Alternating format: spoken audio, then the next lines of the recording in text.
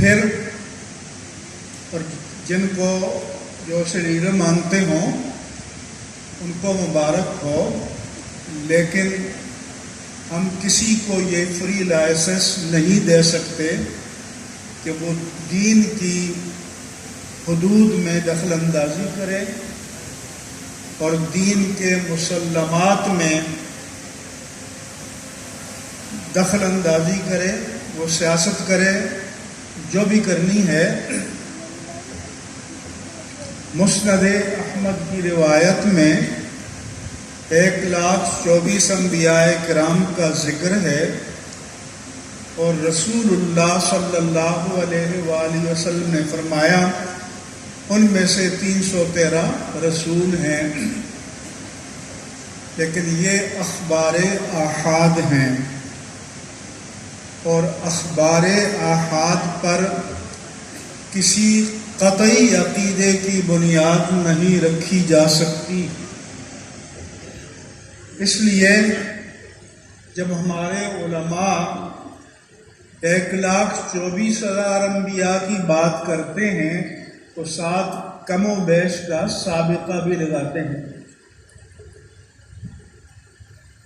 اور صدر الشریعہ علامہ امجد علی اعظمی نے بھی بہار شریعت میں لکھا ہے کہ انبیاء کرام کی قطعی تعداد کسی نص قرآنی یا حدیث صحیح صریح میں متعین نہیں ہے قطعیت کے ساتھ۔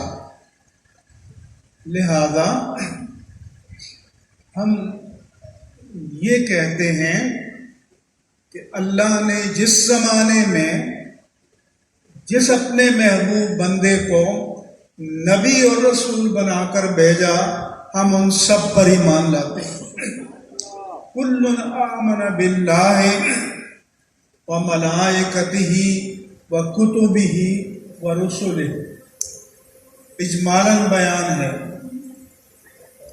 اس لیے انہوں نے لکھا کہ آپ 1,24,000 بھی قطعیت کے ساتھ نہیں کہیں گے، کیونکہ اگر حقیقت میں انبیاء کی تعداد اس سے ایک بھی کم ہو تو آپ نے ایک نبی کا انکار کر دیا، اور اگر انبیاء کی تعداد اس سے ایک بھی زیادہ ہو تو آپ نے ایک غیر نبی کو نبی مان لیا۔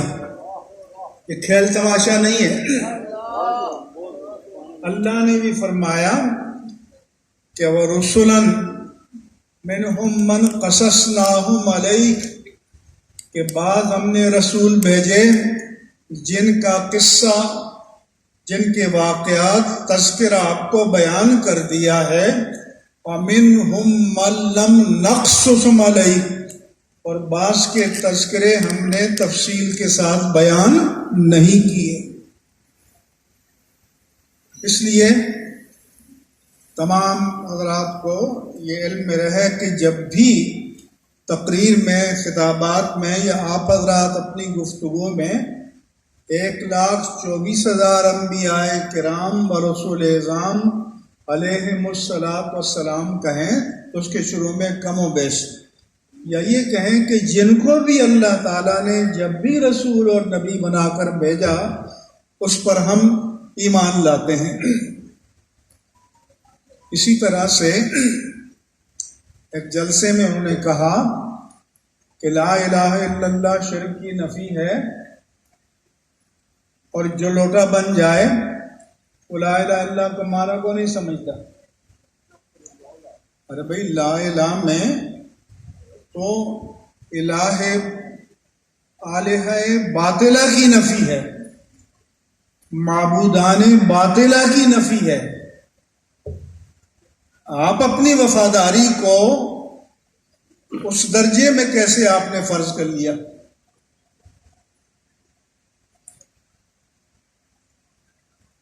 اس لیے کہ آپ تو کس کھیت کی مولی ہیں؟ خلیفہ برحق، امام بالحق، امیر المومنین حضرت علی المرتضی رضی اللہ تعالیٰ عنہ و کرم اللہ تعالیٰ وجہ الکریم کے دور میں خوارج پیدا ہوئے، جو ایک باغی فرقہ تھا، اس دور کا انارکسٹ لا قانونیت والا فرقہ تھا خوارج کا۔ امیر المومنین رضی اللہ عنہ سے پوچھا گیا امشرکون ہم، یا امیر المومنین کیا یہ مشرک ہیں؟ فرمایا کہ فروا من الشرک، یہ شرک سے تو بھاگ کر اسلام کی طرف آئے تھے۔ ام منافقون ہم، پھر پوچھا گیا کیا یہ منافق ہیں؟ فرمایا کہ المنافقون لا یذکرون اللہ الا قلیلا، منافق تو اللہ کا ذکر بہت کم کرتے ہیں۔ قیل فمن ہم یا امیر المومنین، امیر المومنین تو پھر یہ کون لوگ ہیں؟ فرمایا کہ اخواننا بغوا علینا، یہ ہمارے بھائی ہیں جنہوں نے ہم پر بغاوت کی ہے، یہ باغی ہیں۔ آپ نے اپنے نہ ماننے والوں کو کافر یا مشرک نہیں کہا، تو آپ کو کوئی نہ مانے تو اس کو آپ لا الہ میں داخل کر دو گے، یہ آپ کا میدان نہیں ہے، اور اس میں آپ کو فری ہینڈ نہیں دیا جا سکتا۔ آپ اپنی سیاست کے میدان میں بات کریں۔ اس لیے تمام میں نوجوانوں کو، تمام مسلمانوں کو متوجہ کرتا ہوں کہ یہ جو چیزیں آ گئی ہیں یہ اس لیے ہے کہ آپ کو ایسی ڈوز دی جائے کہ دینی مقدسات کی تحدید، تعیین اور حرمت آپ کے ذہنوں سے نکل جائے۔ اس لیے اس دور، اور یہ کہ ان کو کھڑے ہو کر کہا جائے کہ وہ جو آخری پیغام دینے والا جس نے آنا ہے وہ آ گیا ہے، اس کی کیا معنی ہے؟ اس لیے آپ حضرات کو، جیسا کہ شاہ صاحب نے بتایا کہ دین کے معاملے میں ہوشیار رہنے کی ضرورت ہے، بیدار رہنے کی ضرورت ہے، اور دین پر پہرا دینے کی ضرورت ہے۔ دوسری بات، شاہ صاحب نے، ہمارے دوست نے بھی، جو ہمارے اسٹیٹ سیکرٹری ہیں، تفضیلیت کا ذکر کیا۔ بھائی تفضیلیت تو یہ تھی کہ تینوں خلفائے راشدین کو، چوتھے خلیفہ راشد سے پہلے تینوں خلفائے راشدین کو اپنی اپنی جگہ حسب ترتیب خلیفہ برحق تسلیم کریں، پھر حضرت امیر المومنین علی المرتضیٰ رضی اللہ عنہ کو بھی خلیفہ برحق تسلیم کریں، مگر شخصی اعتبار سے آپ کی فضیلت کا قائل ہو۔ اب معاملہ اس سے آگے بڑھ گیا۔ اس وقت جو رفع سے خطرات ہیں وہ یہ ہیں، اس وقت مسئلہ یہ نہیں ہے کہ آپ اہل بیت اعظام کی تعریف کریں یا نہ کریں۔ کون مسلمان ہے کہ جس کی روح کو اہل بیت کی تعریف سے سرور نہیں ملے گا؟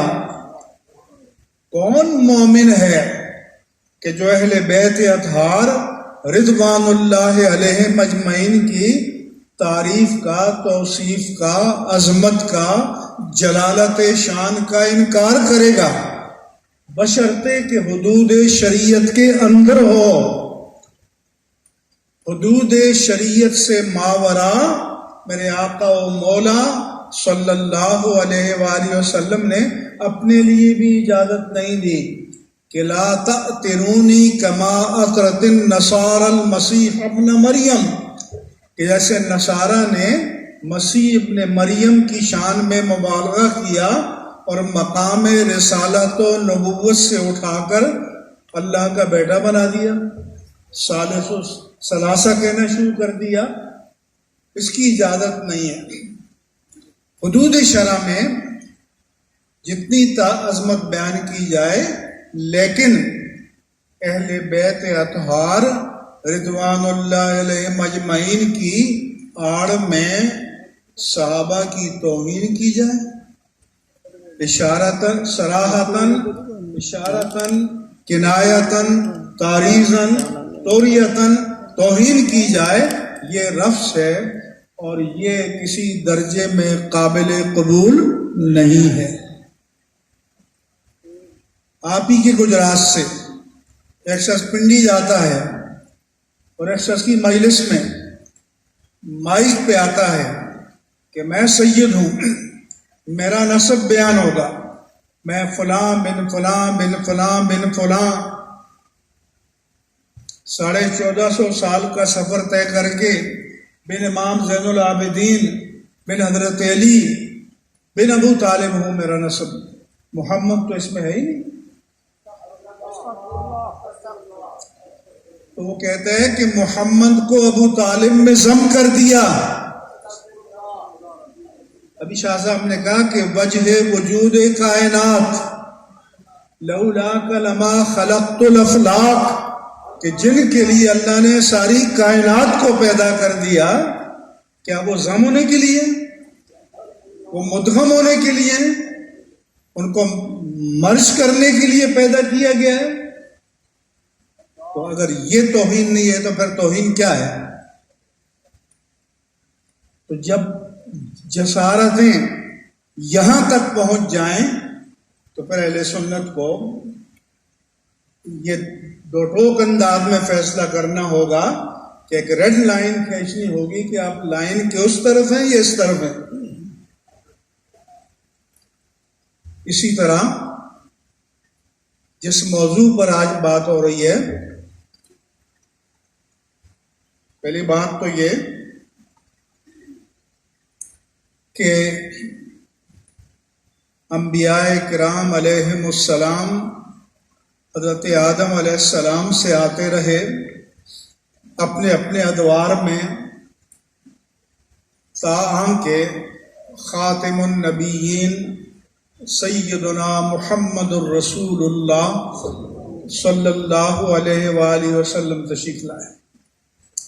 حضور نے فرمایا قد انقطعت النبوۃ والرسالہ انہ لا نبی بعدی، نبوت و رسالت کا انسٹیٹیوشن جس میں ایڈیشن کا سلسلہ، اضافے کا سلسلہ مجھ سے پہلے جاری تھا، ایک نبی کے بعد دوسرا نبی آتا، ایک رسول کے بعد دوسرا رسول آتا، مگر اب وہ ڈسکنٹینیو ہو گیا۔ اب کوئی نبی نہیں آئے گا، کوئی رسول نہیں آئے گا، میرے بعد کوئی نبی نہیں ہے۔ انجیل بائبل جسے کہتے ہیں، اس میں اولڈ ٹیسٹیمن بھی ہے، تورات اور نیو ٹیسٹیمن بھی ہے، عہد نامہ قدیم اور عہد نامہ جدید، اس میں کئی انبیاء کرام کے تذکرے ہیں۔ کسی ایک نبی نے یہ دعویٰ نہیں کیا کہ میں خاتم النبیین ہوں، کسی ایک نبی کا یہ دعویٰ ریکارڈ پر نہیں ہے کہ میں خاتم النبیین ہوں یا میں اللہ کا آخری نبی ہوں۔ اسی طرح کسی ایک نبی کی زبان پر اللہ تعالیٰ نے یہ ڈکلیریشن، یہ فائنل ڈکلیریشن جاری نہیں کیا کہ الیوم اکملت لکم دینکم واتممت علیکم نعمتی ورضیت لکم الاسلام دینا، کہ آج میں نے دین کو تم پر مکمل کر دیا، اپنی نعمت کو تم پر تمام کر دیا اور تمہارے لیے دین اسلام کو پسند کر دیا۔ تو جب دین کی تکمیل کا اعلان ہو گیا اور جب دین میں کسی اضافے کی کوئی گنجائش نہ رہی تو کسی نبی کے آنے کی بھی کوئی گنجائش باقی نہ رہی۔ یہ ایک یہودی نے حضرت عمر فاروق رضی اللہ عنہ سے کہا کہ آپ کے قرآن میں جو یہ آیت نازل ہوئی ہے، اگر ہماری تورات میں نازل ہوتی تو ہم اس کو یوم عید کے طور پر مناتے، انہوں نے کہا کہ تم ایک عید کہتے ہو، اس دن ہماری 3 عیدیں تھیں واہ سبحان اللہ. کہ یوم جمعہ بھی تھا، یوم عرفہ بھی تھا، ذوالحجہ کی 9 تاریخ بھی تھی. تو یہ ڈکلیریشن اس وقت جاری ہوا، بتایا. اس لیے یہ اختصاص اللہ نے اپنے حبیب مکرم صلی اللہ علیہ وآلہ وسلم کو عطا فرمایا. اب جو میں آپ کو کہنا چاہتا ہوں کہ قادیانی جھوٹ بولتے ہیں، دنیا میں جا کر کہتے ہیں کہ پاکستان میں ہماری جان کو خطرہ ہے، ہمیں پروٹیکشن نہیں ہے، ہمیں تحفظ نہیں ہے. آپ مجھے بتائیں کہ پاکستان میں ہندو رہتے ہیں نہیں رہتے؟ کیا ہندوؤں کو کوئی خطرہ ہے؟ سکھ رہتے ہیں نہیں رہتے؟ کیا ان کو کوئی خطرہ ہے؟ کرسچن مسیحی رہتے ہیں نہیں رہتے؟ ان کو کوئی خطرہ ہے؟ پارسی رہتے ہیں، ان کو کوئی خطرہ ہے؟ تو اس لیے کہ ہندو بن کر رہتا ہے، مسیحی بن کر رہتا ہے، سکھ بن کر رہتا ہے، پارسی بن کر رہتا ہے، قادیانی بن کر رہے تو کوئی خطرہ نہیں ہے. جیسے ہمارا آئین دوسرے غیر مسلموں کو پروٹیکشن دیتا ہے، ان کو بھی مل جائے گی. لیکن انہوں نے جو دستور پاکستان نے ان کو اسٹیٹس دیا، آج کی تاریخ تک وہ اس کو ماننے کے لیے تیار نہیں ہے. تو اگر امریکہ، برطانیہ، فرانس یا پورا یورپ، وہاں اگر کوئی وہاں کے دستور کا انکار کرے تو وہ ملک برداشت کریں گے؟ اپنے دستور کے منکر اور باغی کو تسلیم کریں گے؟ اپنے ملک میں جگہ دیں گے؟ تو اگر یہ یہاں رہ کر پاکستان کے دستور کی دوسری ترمیم میں ان کو غیر مسلم قرار دیا گیا ہے کہ جو مرزا غلام قادیانی کو نبی مانے یا مسیح موعود مانے یا محض مسلمان مانے، وہ دائرہ اسلام سے خارج ہے. اور امام اعظم نے فرمایا کہ اگر کوئی نبوت کا دعویٰ کرے اور کوئی اس سے کہے کہ تم نبی ہو تو دلیل لاؤ، وہ بھی کافر ہو جائے گا. کیوں؟ کہ دلیل کا مطالبہ وہ کرے گا جو اجرائے نبوت کا قائل ہو، لیکن جو مومن کامل ہے اس کے سامنے جب کوئی نبوت کا دعویٰ کرے گا تو وہ بلا تردد کہے گا کہ تم مرتد ہو اور کافر ہو، کیونکہ جب اس کی گنجائش ہی نہیں ہے تو دلیل طلب کرنے کا سوال ہی پیدا نہیں ہوتا. اس لیے ان کا مسئلہ یہ ہے کہ ہندو ہے چندر سنگھ ہے، سکھ ہے تارا سنگھ ہے، مسیحی ہے تو وہ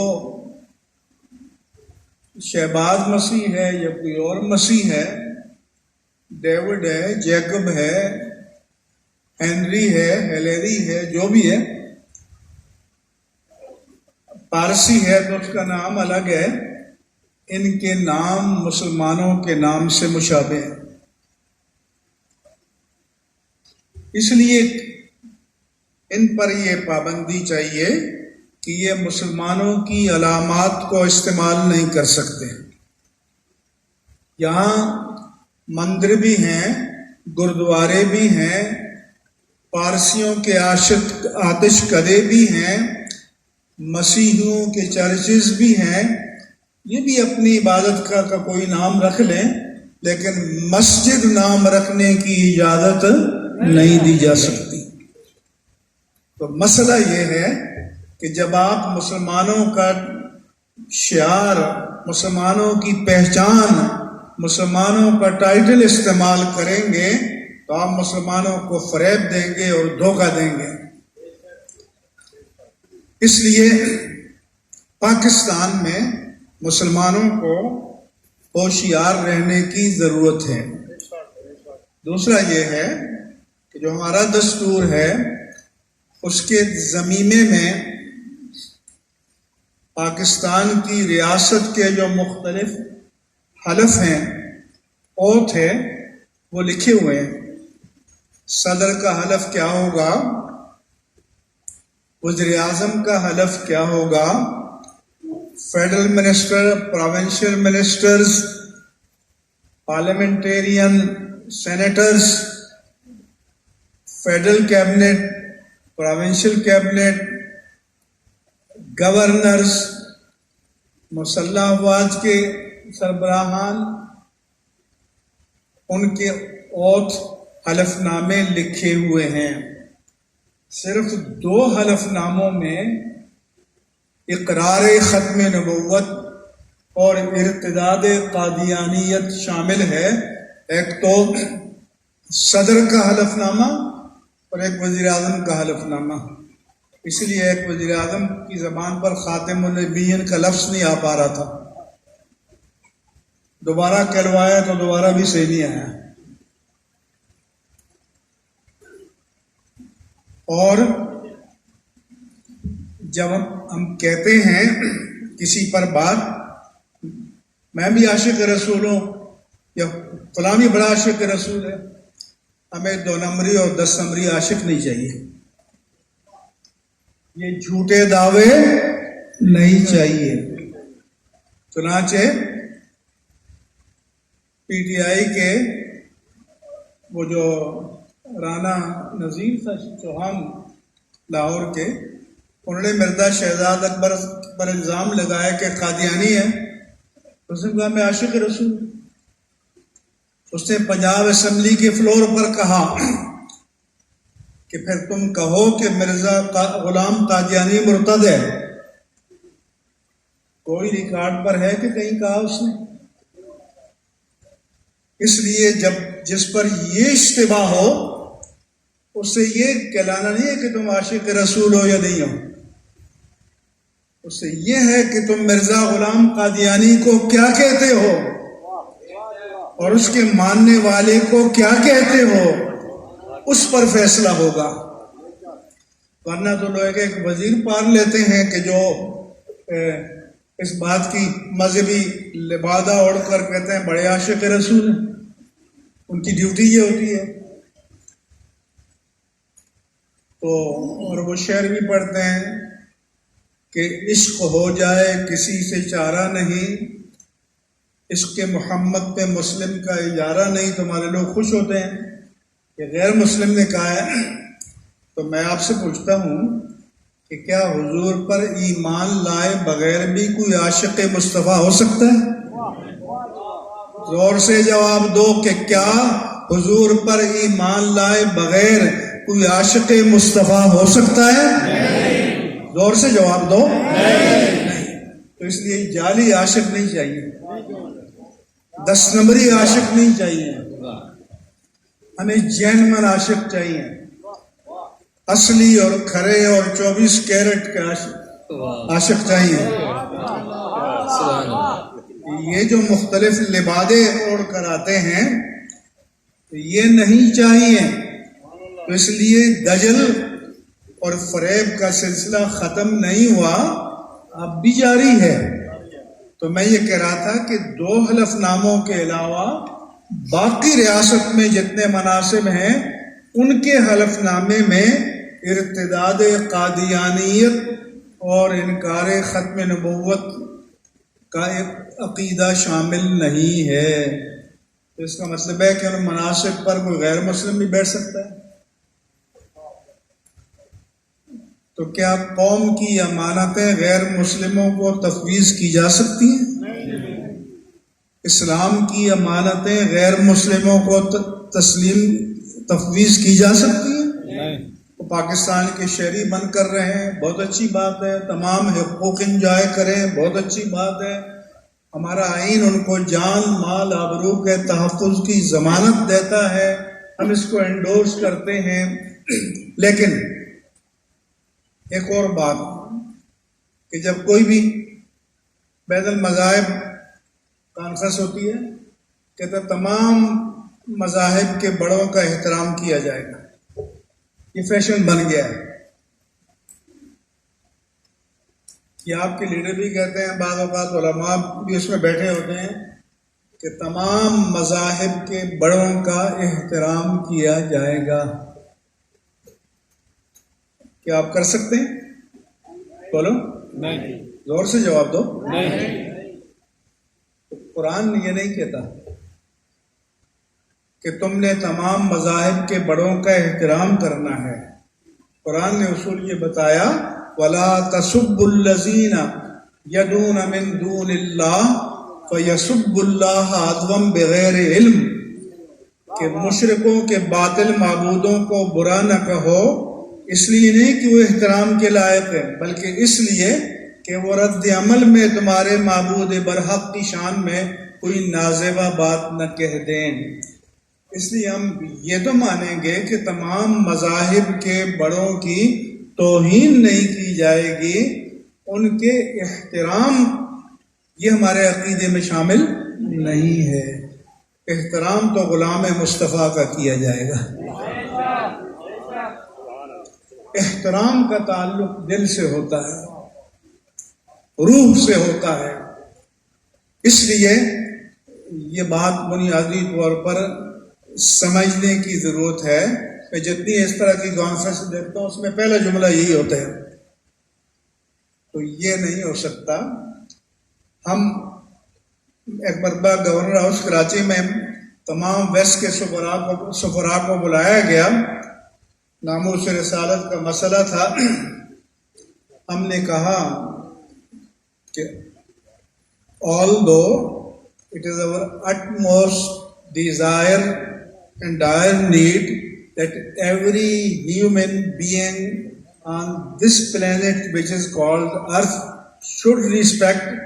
must respect our Prophet sallallahu alaihi wasallam۔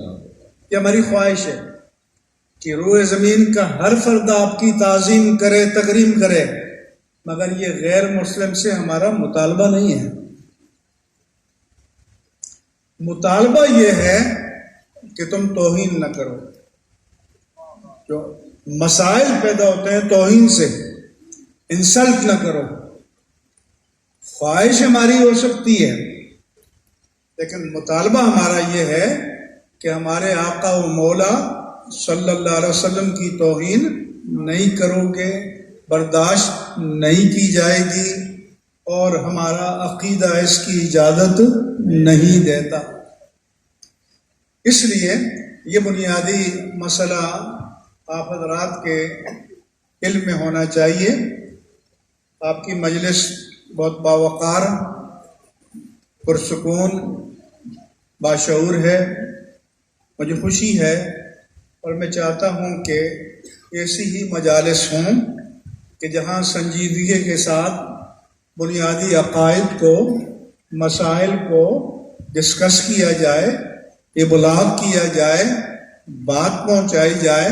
صرف نعرہ بازی سے کام نہیں ہوتا، نعرے بھی اچھی بات ہے، لیکن بنیادی بات یہ ہے سنجیدگی کے ساتھ علمی انداز میں اپنی جدید نسل کو دین کے عقائد سے آگاہ کرنا، کیونکہ ہم جس دور میں رہ رہے ہیں آپ کی نئی نسل کو بگاڑنے کے لیے شیطان کے اتنے جال ہیں کہ آپ کا اسمارٹ فون آپ کے ہاتھ میں، آپ کے بچوں کے ہاتھ میں ہے، ایک چھوڑ دو ہیں، انٹرنیٹ ہے، سوشل میڈیا ہے، ایک طوفان ہے۔ تو اس میں اپنی اولاد کو، اپنے بچوں کو بچانا اور سنبھالنا، ان کے عقیدے کی حفاظت کرنا، یہ ہر مسلمان کی ذمہ داری ہے۔ اور یہ جو آپ دیکھتے ہیں بیٹا باپ کو مار رہا ہے، باپ بیٹے کو مار رہا ہے، بیوی شوہر کو مار رہی ہے، شوہر بیوی کو مار رہا ہے، نہ جانے کیا کیا ہو رہا ہے، یہ اس میڈیا کی آفت ہے جو آپ بھگت رہے ہیں۔ اسی میری آپ سے گزارش ہے کہ جب بچوں کو انٹرنیٹ دیں، بچوں کو لیپ ٹاپ دیں، بچوں کو ٹیبلٹ دیں، بچوں کو اسمارٹ موبائل دیں، تو ان سے کہیں کہ کامن روم میں استعمال کرو۔ ان کو آپ بند کمرے میں یہ دیں گے تو پھر نوجوان ہیں، جذبات میں اشتعال ہوتا ہے، بہک جاتے ہیں، بھڑک جاتے ہیں، تو آپ سے مجھ سے پوچھا جائے گا، کیونکہ حکم ہے کہ قوا انفسکم واہلیکم نارا، اپنے آپ کو اور اپنے اہل و عیال کو، اپنے بچوں کو جہنم کی آگ سے بچاؤ۔ اور یہ بھی بتانا ہوگا کہ یہ مت سمجھنا کہ گوگل میں جو مل گیا تو وہ حق بات ہے، نہیں، آپ کو علماء سے جڑ کر رہنے کی ضرورت ہے، علماء حق سے، علماء ربانیین سے، اور جو متشرع، متدین، صحیح العقیدہ ہمارے پیران طریقت ہیں، ان کے ساتھ آپ کو وابستہ رہنے اور جڑ کر رہنے کی ضرورت ہے، کیونکہ اپنے آپ کو گمراہی سے، اپنی اولاد کو بچانا، گھر بار کو بچانا، یہ آج ضرورت ہے۔ آپ دیکھیں کہ کیا سن 2000 تک، بلکہ 2000 کے پہلے عشرے تک یہ جلسوں میں ناچ گانا ہوتا تھا؟ یہ قوم برداشت کرتی تھی؟ اب جلسوں میں نوجوان لڑکے لڑکیاں رقص کر رہے ہیں، کیا کر رہے ہیں؟ کیوں؟ کہ مسلمانوں کی دینی حمیت کمزور پڑ رہی ہے، مسلمانوں کی دینی غیرت کمزور پڑ رہی ہے، دینی تنظیمات کی جو قوت مزاحمت تھی وہ کمزور پڑ رہی ہے، اور جتنی کمزور پڑے گی دوسروں کی جسارتیں بڑھتی چلی جائیں گی۔ تو آپ کو اپنے آپ کو مجتمع اور منظم کرنے کی ضرورت ہے، اور غیرت دینی پیدا کرنے کی ضرورت ہے۔ لیکن حمیت نام ہے جس کا گئی تیمور کے گھر سے، اس لیے کیونکہ ٹائم جو دیا تھا وہ ختم ہو گیا۔ وما علیہ الا البلاغ۔